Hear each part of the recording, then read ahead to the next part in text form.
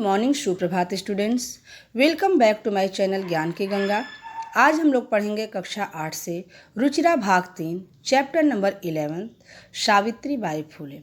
जैसा कि हम लोगों ने पार्ट 2 वीडियो में पढ़ा था कि सावित्री बाई फुले और ज्योतिबा बाई फुले ने अनेक संस्थानों में अपना महत्वपूर्ण भूमिका निभाया था, जैसे महिला सेवा मंडल, शिशु हत्या प्रतिबंधक गृह इत्यादीनां संस्थानां स्थापनायां फूले दंपत्यों अवदानं महत्वपूर्णम्।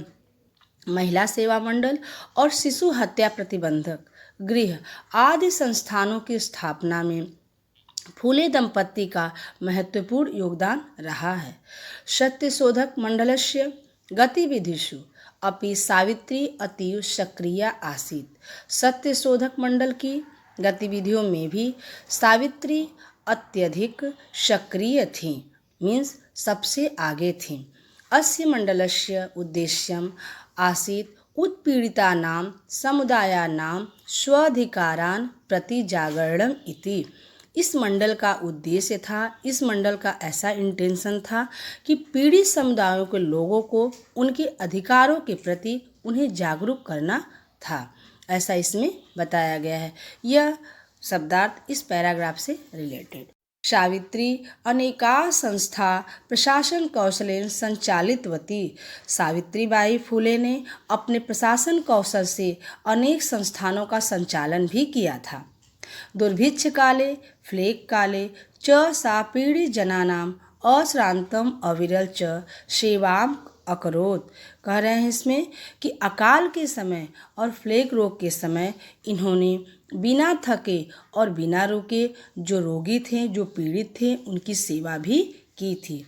सहायता सामग्री व्यवस्थाएं सर्वथा प्रयासम अकरोत्। उनकी सहायता सामग्री की व्यवस्था के लिए इन्होंने सदा प्रयास किए। महारोग प्रसार काले सेवारता सा स्वयं असाध्य रोगेण ग्रस्ता 1897 तमे ख्रीष्टाब्दे निधनम गता। महामारी फैलने के समय सेवा कार्य में लगी हुई, जब उस समय महामारी फैली हुई थी, उस समय जब यह लोगों की सेवा कर रही थी, तो सेवा कार्य में लगी हुई सावित्री स्वयं असाध्य रोग से ग्रसित हो गई और 1897 में इनका निधन हो गया, अर्थात इनकी मृत्यु हो गई। यह कठिन शब्दार्थ इस पैराग्राफ से रिलेटेड। साहित्य रचनया अपि सावित्री महीयते। तस्या काव्य संकलन द्वयं वर्तते, काव्य फूले सुबोध रचनाकर चेती। साहित्य रचना की दृष्टि से भी सावित्री बहुत ही महान है। काव्य फूले और सुबोध रचनाकर, इनके 2 काव्य संकलन भी हैं।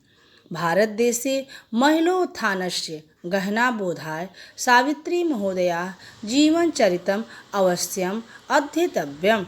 भारत देश में महिलाओं के उत्थान को गहराई से समझने के लिए सावित्री महोदया का जीवन चरित्र अवश्य पढ़ना चाहिए।